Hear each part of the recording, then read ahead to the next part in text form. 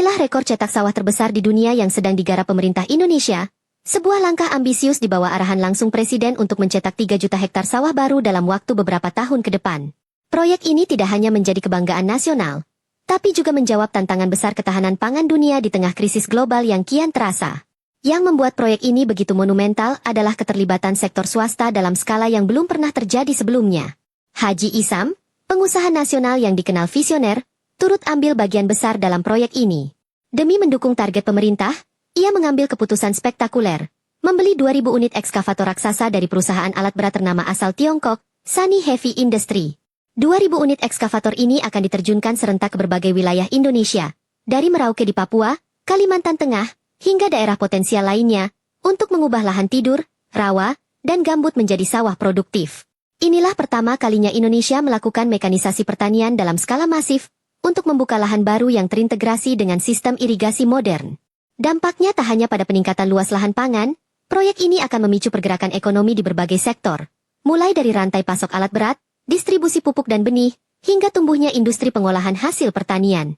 Petani lokal akan mendapat lahan baru, teknologi baru, sekaligus pasar yang lebih luas untuk hasil panen mereka. Presiden menegaskan bahwa tanpa kolaborasi besar antara pemerintah dan swasta, cita-cita swasembada pangan akan sulit dicapai. Namun, dengan langkah nyata seperti ini, Indonesia mulai menapaki jalan menuju kemandirian pangan sekaligus memperkuat posisinya di peta pangan dunia. Proyek pencetakan 3 juta hektar sawah baru ini sudah mulai bergerak di lapangan.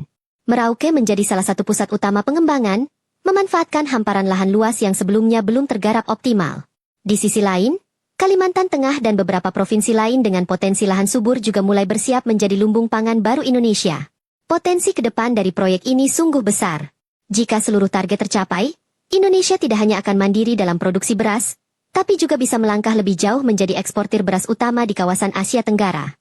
Artinya, Indonesia tidak lagi sekadar memenuhi kebutuhan dalam negeri, tapi juga mampu memasok pangan bagi negara lain yang mengalami defisit beras. Lahan-lahan baru ini nantinya tidak hanya fokus pada beras semata. Pemerintah sudah merancang agar sebagian area juga bisa diarahkan untuk komoditas pangan strategis lain seperti jagung, kedelai, hingga tebu. Dengan cara ini, ketergantungan pada impor bisa ditekan, bahkan mungkin dihilangkan sama sekali dalam jangka panjang. Lebih dari itu, pencetakan sawah baru ini akan menjadi pintu masuk menuju pertanian modern berbasis teknologi. Mulai dari irigasi pintar, mekanisasi panen, penggunaan drone untuk pemupukan, hingga sistem sensor tanah untuk efisiensi pemakaian air dan pupuk, semuanya akan diterapkan secara bertahap. Dengan cara ini, produktivitas lahan per hektar bisa meningkat berkali lipat dibanding cara konvensional.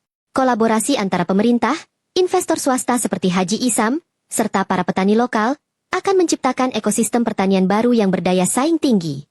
Dalam beberapa tahun ke depan, Indonesia berpeluang kembali dikenal dunia sebagai lumbung pangan Asia, mengulang kejayaan masa lalu namun dengan pendekatan modern yang jauh lebih efisien dan berkelanjutan.